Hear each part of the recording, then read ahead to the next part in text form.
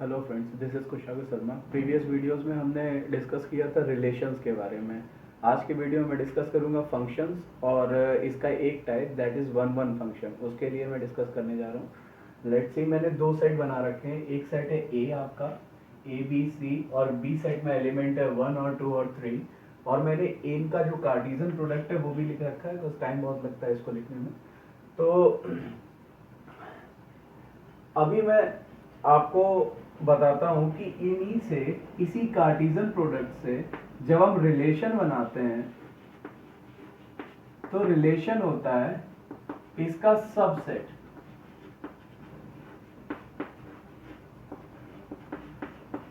इसके सबसेट को हम रिलेशन बोलते हैं। लेकिन अगर कुछ कंडीशंस के अंडर अगर कोई रिलेशन बनाया जाए तो उसको हम बोलते हैं function. And those conditions are, मैं अभी एक्सप्लेन करूंगा ये कंडीशन क्यों होती हैं।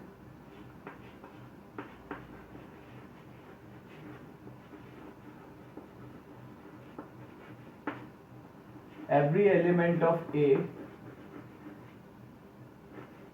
must have image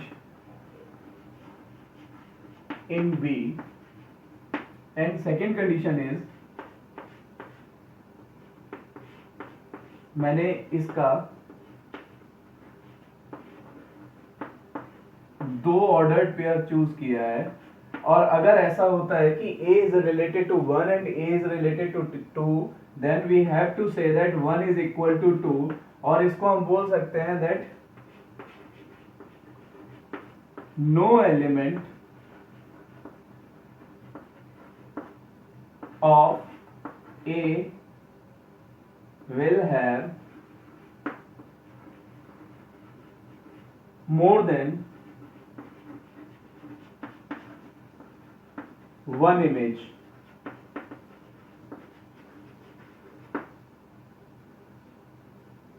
तो मैंने इन दोनों कंडीशंस के अंडर एक सेट बनाया। इन्हीं सारे एलिमेंट से लेके मैंने एक सेट कंस्ट्रक्ट किया। तो मैं दिखा रहा हूं आपको बना के, A, 1, B, 2, C, 3। Now this is your set taken from the A cross B.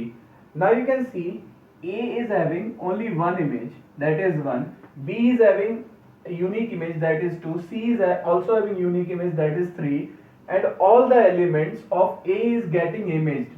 You can see there are 3 elements in A, B and C, and all are getting matched with B. So we can say this will be the function, because ये इन दोनों conditions को fulfil कर रहा है। अब कुछ examples लेता हूं। जैसे सपोज मैं एक्सप्लेन कर रहा हूं कि फंक्शंस कैसे दिखते हैं। जैसे सपोज मैंने ए को ले लिया 1, 2 और 3, एंड बी को ले लिया 2, 3, 4 एंड 5, और मैंने इसमें एक फंक्शन लिखा दैट इज, इसको मैं एक फंक्शन बना रहा हूं x plus 1, y equals to x plus 1। अभी जो फंक्शन होगा इस बात का क्लियरिफिकेशन इसमें एलिमेंट्स रखने के बाद उनकी जो इमेजेस आएंगी उससे होगा। जैसे मैंने 1 रखा है इसमें, तो 1 प्लस 1 हो जाएगा आपका 2, तो 1 will be matching with 2। Similarly, 2 will be getting matched with 3 and 3 with 4. So now you can see A के जो तीनों एलिमेंट हैं वो तीनों मैच हो रहे हैं और तीनों अपनी अलग अलग यूनिक इमेज रख रहे हैं। It means we can say this is a function. तो आई थिंक आप समझ गए होंगे फंक्शन क्या होता है। ऐसे कई सारे फंक्शन एग्जिस्ट करते हैं, like y equals to X square, y equals to X cube. आपके मॉड्यूलस फंक्शन में बहुत सारे फंक्शंस हैं जो एग्जिस्ट करते हैं। तो इससे आपको आइडिया लग गया होगा फंक्शन क्या होता है। अभी मैं बता रहा हूं कि फंक्शन को एक्सप्रेस कैसे करते हैं। मैं इसको हटा रहा हूं।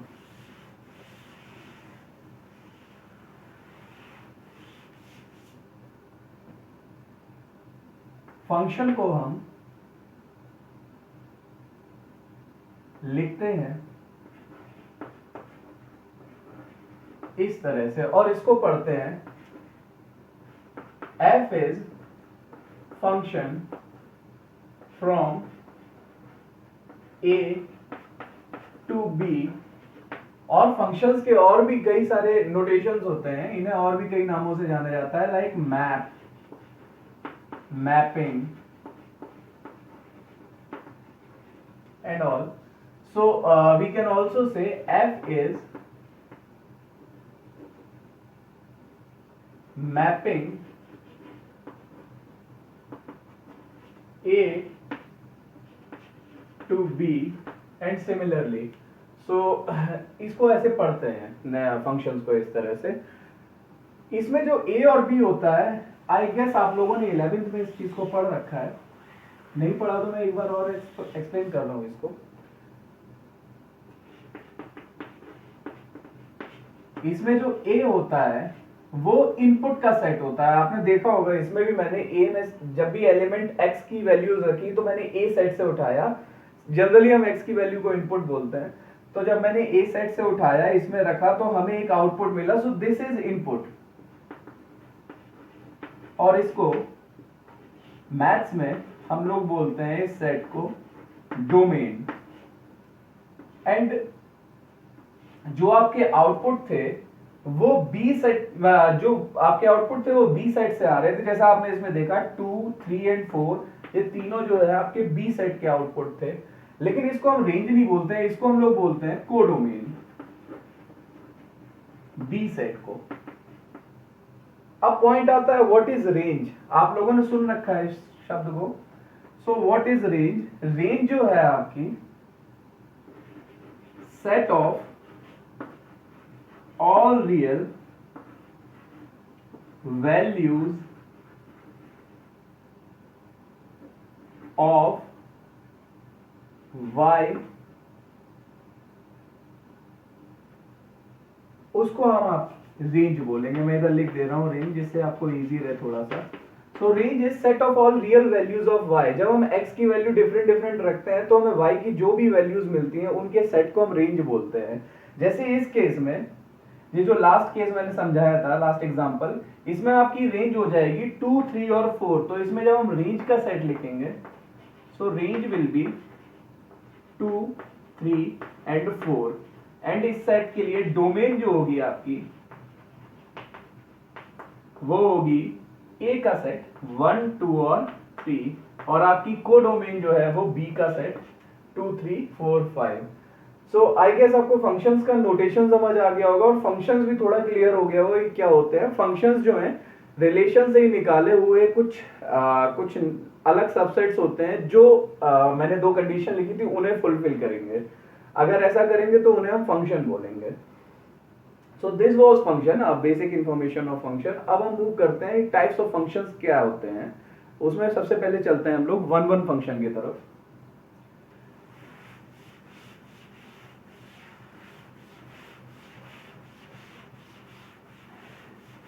फंक्शन में जब मैंने लिखा था f is function from a to b, तो इसमें आप क्लियरली देख सकते हैं फंक्शन जो है वो a सेट और b सेट पे डिपेंडेंट है। अगर ऐसा है तो इसमें जो टाइप्स होंगे वो भी a सेट और b सेट के अकॉर्डिंग होंगे। जैसा कि पहला टाइप इसका हम लेते हैं 1-1 फंक्शन, 1-to-1 भी पढ़ते हैं इसको, 1-to-1 फंक्शन। इसका और भी नाम होता है, दैट इज इंजेक्टिव फंक्शन। इसको इंजेक्टिव फंक्शन भी बोलते हैं। अभी ये क्या चीज है समझते हैं। 1-to-1 means 1 is getting imaged with only 1, that is called 1-1 function. जैसे मैंने इधर पे कुछ डायग्राम्स बनाए हुए हैं, ध्यान से समझिएगा, बहुत सिंपल लैंग्वेज है। हर एक एलिमेंट, मैं नाम भी डाल दे रहा हूं कुछ ABC 1, 2, 3। आप देख सकते हैं हर एक एलिमेंट जो A का है वो B के केवल एक एलिमेंट से कनेक्टेड है। सो दिस इज कॉल्ड 1-1 फंक्शन। कुछ और एग्जांपल ले रहा हूं एक्सप्लेन कराने के लिए। आप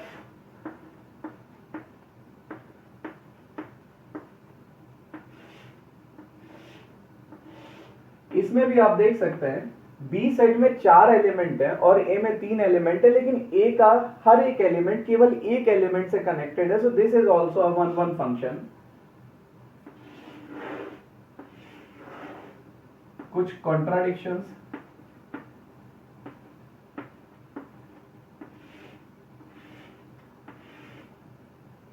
अभी इसमें भी आपका ए में 4 एलिमेंट है और बी में 3 एलिमेंट है, और ए के 3 एलिमेंट हर एक बी के एक एक एलिमेंट से कनेक्टेड है, बट एक एलिमेंट जो है वो आपका छूटा हुआ है। इसको हम वन वन फंक्शन नहीं, ये एक्चुअली फंक्शन ही नहीं है, this is not a function, because ये फंक्शन की कंडीशंस को फुलफिल नहीं कर रहा है। और भी है इस टाइप के, देखते हैं। फंक्शन की कंडीशन थी, मैंने अभी बताया था आपको कि each and every element is getting image and no single element is having 2 image और मोर देन 1 इमेज। इसमें आप देख सकते हैं एक एलिमेंट की 2 इमेजेस हैं and which is not fulfilling the conditions of function, so this is also not a function। एक और लेते हैं एग्जांपल।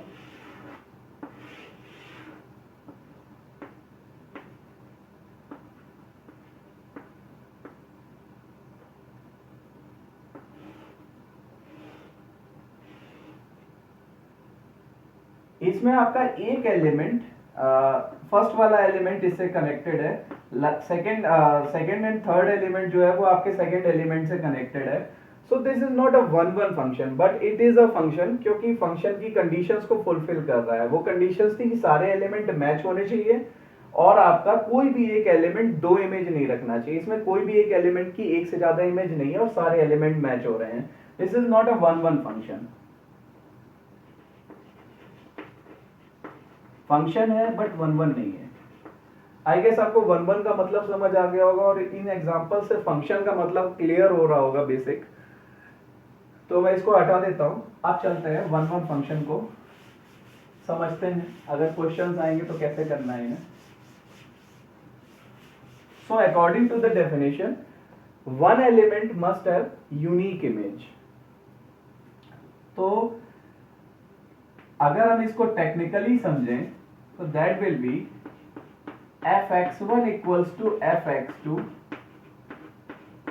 अगर दो अलग अलग x के लिए फंक्शन सेम वैल्यू दे रहा है then x1 equals to x2 होना चाहिए केवल, ओनली। अब इसका मतलब क्या है, ये कंडीशंस थी, इन्हीं कंडीशंस के अकॉर्डिंग हम क्वेश्चन करेंगे कि फंक्शन दो अलग अलग x की वैल्यूज के लिए सेम वैल्यू दे रहा है, तो वो जो अलग अलग x की वैल्यू है वो भी सेम होना चाहिए, क्योंकि अगर अलग अलग वैल्यूज के लिए सेम वैल्यू दे रहा है तो वो वन वन नहीं बोला जाएगा। तो इसके वन वन होने के लिए x1 और x2 को इक्वल होना पड़ेगा।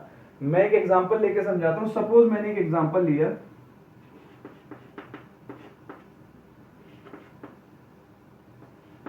fx इक्वल्स टू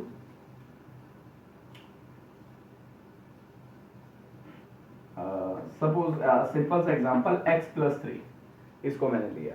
अब देखते हैं ये फंक्शन वन वन है या नहीं। मैंने और भी कंडीशंस नहीं लिखी हैं, लाइक इसका डोमेन और कोडोमेन क्या क्या होगा, बिकॉज आई डोंट थिंक कि अभी जरूरी है, मैं बेसिक चीजें समझा रहा हूँ आपको। तो x1 और x2, x1 जब हम निकालेंगे तो x की जगह पे x1 रखेंगे फंक्शन में, ऐसा करने पे हमें मिलेगा x1 प्लस 3, और जब हम fx2 निकालेंगे तो x की जगह पे x2 रखेंगे फंक्शन में, x2 प्लस 3, 3 एंड 3 कैंसिल हो जाएगा, आपके पास बचेगा only x1 equals to x2। इसका मतलब है this is a one one function.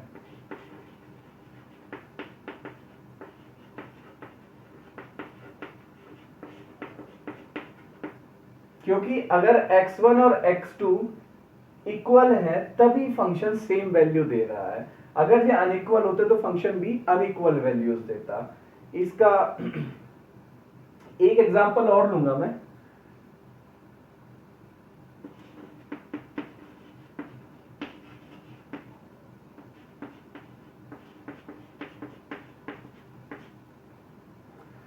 x³ + 7x, इसको समझते हैं थोड़ा सा, थोड़ा ध्यान दीजिएगा इस पे। फंक्शन लिखा हुआ है, मैं समझाने की कोशिश करता हूँ। Function f is a function from r to r, मतलब रियल नंबर से real number. I mean domain जो है वो आपकी रियल नंबर है और आपकी कोडोमेन भी रियल नंबर है। तो इस केस में हम देखते हैं ये फंक्शन जो है वो 1 1 होगा या नहीं होगा। तो 1 1 की कंडीशन के लिए हम लोग लगाएंगे f(x1) इक्वल्स टू f(x2)।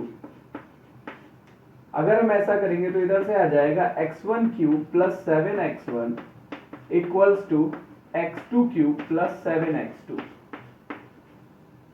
और जब हम इसको सॉल्व करेंगे तो सारे एलिमेंट्स को हम एक साइड ले आ रहे हैं। x1 cube minus x2 cube plus 7x1 minus 7x2 equals to 0। इसको मैंने A cube minus B cube की आइडेंटिटी के अकॉर्डिंग इसको ब्रेक किया। x1 minus x2 x1 square plus x2 square plus x1 x2, और इसमें से मैंने 7 को कॉमन ले लिया। x1 माइनस x2 बचा अंदर इक्वल्स टू 0। इन सब से मैंने x1 माइनस x2 को कॉमन ले लिया। जब ऐसा किया तो इधर मिलेगा हमें x1 square plus x2 square plus x1 x2 plus 7 equals to 0। हमें दो फैक्टर मिले इससे, one was x1 minus x2 and another is this one.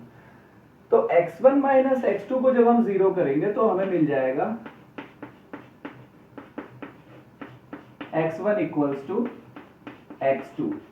तो अकॉर्डिंग टू द कंडीशन हमारी कंडीशन तो फुलफिल हो गई।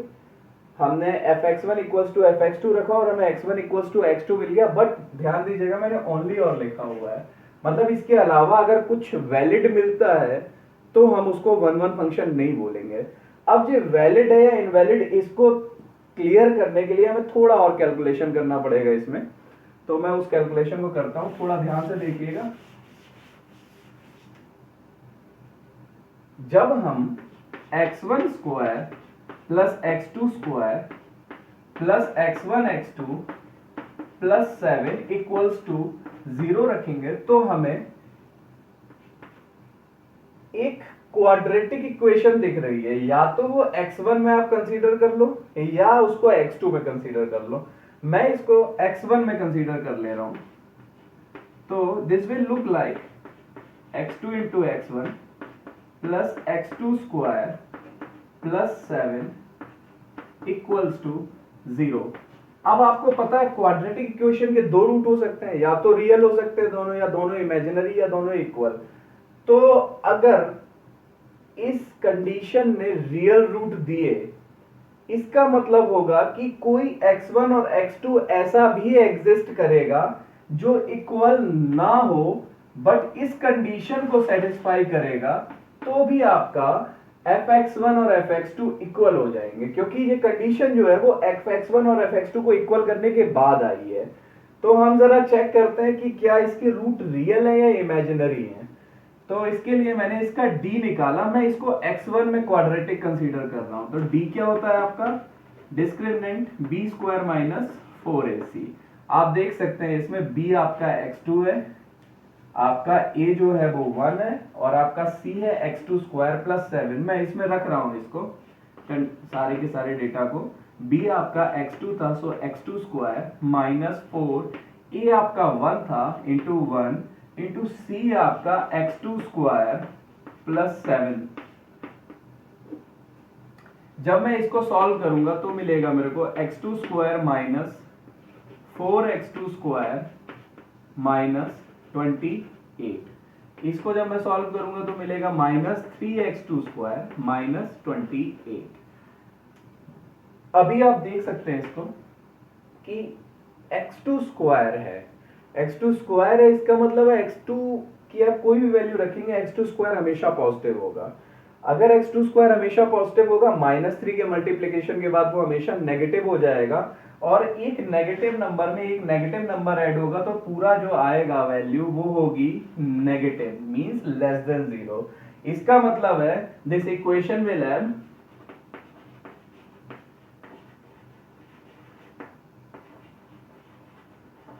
इमेजिनरी रूट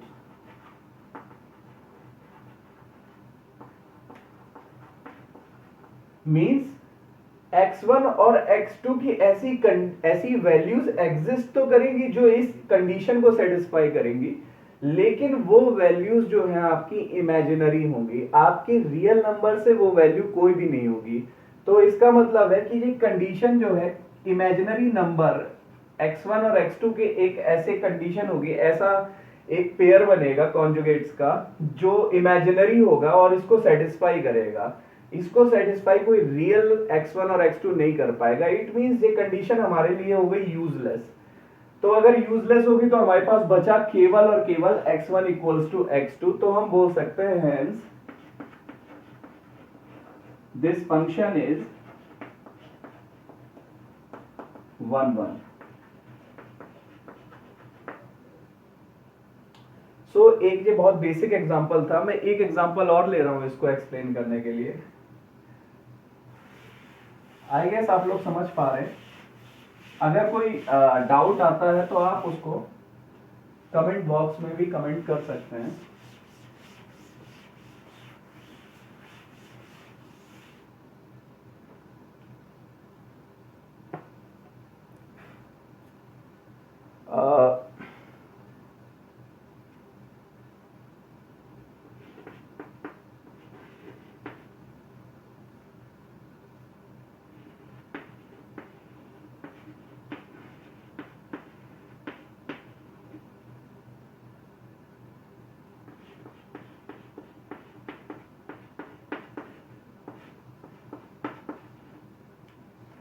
अभी ये फंक्शन है, थोड़ा समझने की कोशिश करिएगा। This function is from r except 3, मतलब जो रियल नंबर है उससे 3 हटा दीजिए, वो आपका हो गया डोमेन पूरा। और इसका कोडोमेन है ऑल रियल नंबर एक्सेप्ट 1, 1 हटा दीजिए उससे, तो ये आपका हो गया कोडोमेन। अब हमें चेक करना है वेदर दिस फंक्शन इज 1 1 और नॉट। तो उसके लिए हम लोग सबसे पहले कंडीशन लगाते हैं 1 1 की, लेकिन एक चीज क्लियर करते हैं जरा कि ये 3 इन्होंने अगर छोड़ा है तो कोई रीजन होगा इसका, इन्होंने उसको लीक किया है। उसका रीजन है जब आप x इक्वल टू 3 लेंगे, अब since this is a set of input तो हमें x इससे ही लेना है। तो जब आप 3 लेंगे और फंक्शन में रखेंगे तो फंक्शन में क्या होगा, 3 माइनस 2 अपॉन 3 माइनस 3, तो ये हो जाएगा इनफाइनाइट। मींस y की जो आउटपुट की वैल्यू आएगी वो इनफाइनाइट होगी। और हमने अभी बोला था कि रेंज में या कोडोमेन में या कोई भी सेट में आप इनफाइनाइट को नहीं यूज कर सकते, बिकॉज सेट जो है वो रियल वैल्यूज से बनता है। इसका मतलब है आपका x इक्वल टू 3 जो है वो इनवैलिड हो गया, इस वजह से इन्होंने x इक्वल टू 3 को लीव कर दिया है। तो इसको मैं हटा दे रहा हूं। 1 क्यों लीव किया मैं आपको रेंज पढ़ाते टाइम एक्सप्लेन करूंगा, 1 क्यों लीव किया। अभी चलते हैं इसको 1 1 प्रूव करने के लिए। fx1 इक्वल्स टू fx2 हमने कंडीशन लगाई 1 1 की, और जब हम ऐसा करेंगे हमें मिलेगा x1 minus x2 upon x1 minus 2 upon x1 minus 3 equals to x2 minus 2 upon x2 minus 3। अभी हमें क्रॉस मल्टीप्लाई करना है इसका, तो हम लोग क्रॉस मल्टीप्लाई करते हैं। मैं डायरेक्ट लिख रहा हूं x1 into x2 minus 2x2 minus 3x1 plus 6 equals to, इधर मल्टीप्लाई करूंगा तो x1 into x2 minus 2x1 minus 3x2 plus 6। आप देख सकते हैं 6 and 6 will get cancelled, similarly x1 and x2 भी कैंसिल हो जाएगा, आपके पास केवल इतना बचेगा।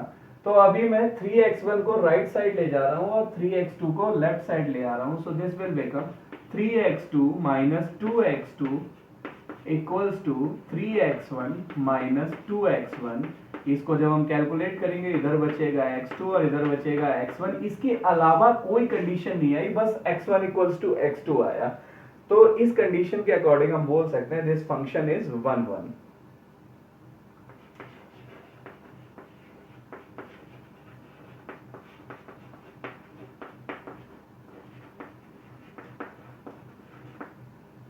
बस आप एक चीज का ध्यान रखिएगा 1 1 प्रूव करते टाइम, आपकी डोमेन कॉज कई क्वेश्चंस में होता क्या है, डोमेन में कुछ एलिमेंट्स लीव कर देते हैं, डोमेन में कुछ पर्टिकुलर कंडीशन को ले लेते हैं। उससे क्या होता है, जब आप इसको वन वन प्रूव कर रहे होते हैं, मैं एक जनरल आइडिया बता रहा हूँ, तो x1 इक्वल्स टू x2 के अलावा भी एक कंडीशन आती है, लेकिन वो कंडीशन जो आई है वो आपकी डोमेन के अकॉर्डिंग सेट नहीं हो पाती। लाइक डोमेन में लिया हुआ है इंटीजर और वो कंडीशन के अकॉर्डिंग x1 और x2 आपका इंटीजर नहीं आ रहा। तो इस चीज को थोड़ा सा गौर करिएगा। मैं एक वीडियो इस पे भी बना के डाल दूंगा, कुछ कॉम्प्लिकेटेड क्वेश्चंस या फिर जेई मेंस या एडवांस के जो भी क्वेश्चंस है फंक्शन के, एक दो वो मैं सॉल्व करके डाल दूंगा आपको, तो आपको क्लियर हो जाएगा कि हाँ क्या करना है उस केस में। तो ये था आपका बेसिक आइडिया वन वन का।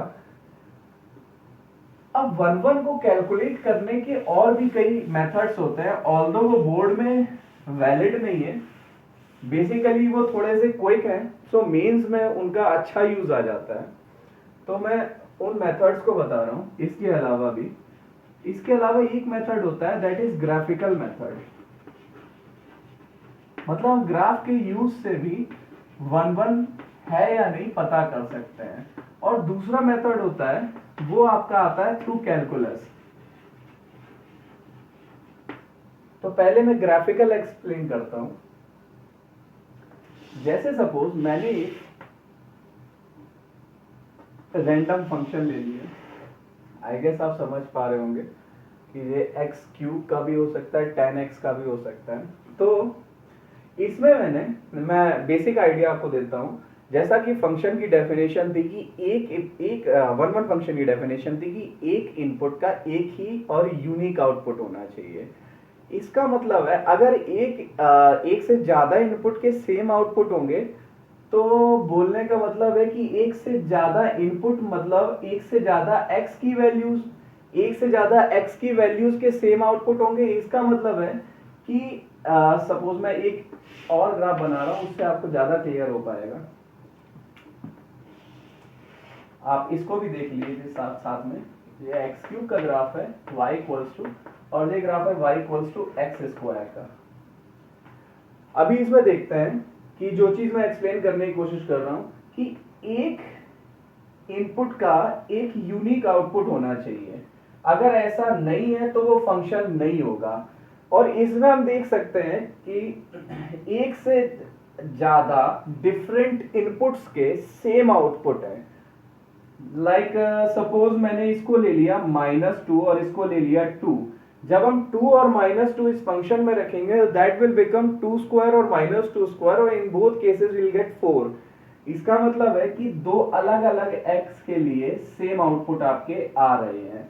और अगर ऐसा होता है तो इसको हम लोग बोलते हैं many one function, not a one one function. मैं आपको इससे भी क्लियर कर दे रहा हूँ, बिकॉज हो सकता है आपने इस अप्रोच को ज्यादा ध्यान से देखा हो। आप इसको देख सकते हैं कि एक से ज्यादा मतलब x की दो डिफरेंट वैल्यूज के लिए अगर आपका सेम आउटपुट आ रहा है तो वो वन वन फंक्शन नहीं होगा, in case many one function होगा, many to one. So this is not a one one function.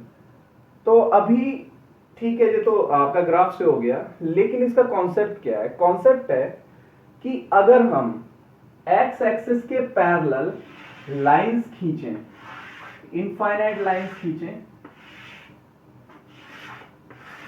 और कोई भी लाइन ग्राफ को एक से ज्यादा जगह कट करती है, in that case we can say that function is not a one one function. जैसा कि आप इस ग्राफ में देख सकते हैं y equals to X cube में कि जो लाइन मैंने खींची है वो सारी की सारी लाइंस इस फंक्शन को केवल एक जगह कट करेंगी। बट अगर मैं वही काम एक्स स्क्वायर में करूं तो इसमें भी आप देख सकते हैं कि वो सारी की सारी लाइंस ग्राफ को दो जगह कट कर रही हैं। दो जगह कट करने का मतलब है कि दो अलग अलग x की वैल्यूज के लिए सेम y की वैल्यू आ रही है। In that case this function will be many one function. तो कंडीशन बनती है ग्राफिकल मेथड्स में, ड्रॉ, लिख दे रहा हूं मैं steps, draw lines parallel to x axis if any of the line cuts the graph at more than one place,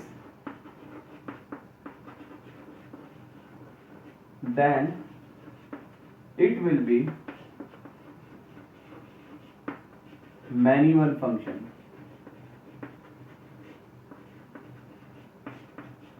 means one one होने के लिए हर एक लाइन ग्राफ को केवल एक जगह कट करेगी। तो आई गेस आपको ग्राफिकल मेथड समझ आ गया होगा, बहुत इजी भी है, बस बेसिक चीज है कि आपको ग्राफ आने चाहिए इसके लिए। तो नेक्स्ट मूव करते हैं हम लोग कैलकुलस। थ्रू कैलकुलस हम इस चीज को कैसे प्रूव कर सकते हैं।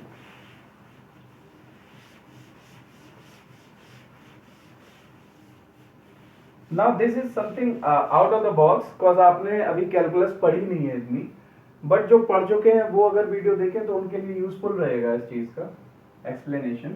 तो कैलकुलस में जैसा कि हम लोग जानते हैं, if function is strictly increasing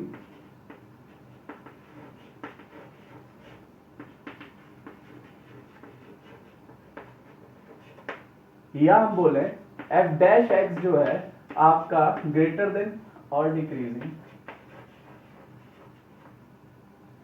या एफ डैश एक्स अगर लेस देन 0 हो, तो अगर ऐसा होता है तो जब हम उस फंक्शन को ऑब्जर्व करते हैं तो वो फंक्शन हमेशा इंक्रीज करने के केस में फंक्शन कहीं भी स्टैग्नेंट पॉइंट नहीं लेता है, फंक्शन कहीं भी कोई जगह रुकता नहीं है। इसका मतलब है कि फंक्शन को जब हम ऑब्जर्व करेंगे अलग अलग एक्स की वैल्यूज के लिए तो हमें अलग अलग वाई की वैल्यूज मिलेंगी। बिकॉज अगर दो अलग अलग एक्स की वैल्यूज के लिए सेम वाई की वैल्यू मिल जाएगी, in that case we can say that function is getting stagnant at that point. तो इस वजह से अगर फंक्शन स्ट्रिक्टली इंक्रीजिंग है तो वो हमेशा आगे आई मीन डिफरेंट जैसे जैसे एक्स की वैल्यूज बढ़ती जाएंगी वो हायर वैल्यूज वाई की देता रहेगा, सेम वैल्यू नहीं देगा और वो फंक्शन वन वन हो जाएगा। और सिमिलरली डिक्रीजिंग के लिए भी सेम केस है, अगर फंक्शन कॉन्स्टेंटली डिक्रीज कर रहा है तो हर एक जैसे जैसे x की वैल्यू बढ़ती जाएगी y की वैल्यू जो है वो डिक्रीज होती जाएंगी। दो डिफरेंट x की वैल्यूज के लिए फंक्शन कभी भी सेम वैल्यू y की नहीं देगा। इन that case this function will also be one one function. तो अगर स्ट्रिक्टली डिक्रीजिंग या स्ट्रिक्टली इंक्रीजिंग फंक्शन है तो वो भी वन वन फंक्शन होते हैं। अब जो चीज जिन लोगों ने इस पॉइंट को पढ़ रखा है सॉरी इंक्रीजिंग या डिक्रीजिंग जो आपके एप्लीकेशन ऑफ डेरिवेटिव में वो क्लियरली समझ पा रहे होंगे इसका मतलब। So thanks for watching. आपका जो असाइनमेंट है वो आपको डिस्क्रिप्शन में मिल जाएगा और आपको जो कमेंट्स करने हैं वो आप कर सकते हैं। नेक्स्ट वीडियो में इसमें आपका ऑन टू फंक्शंस के लिए बनाऊंगा और उससे पहले मैं रेंज एक्सप्लेन करूंगा।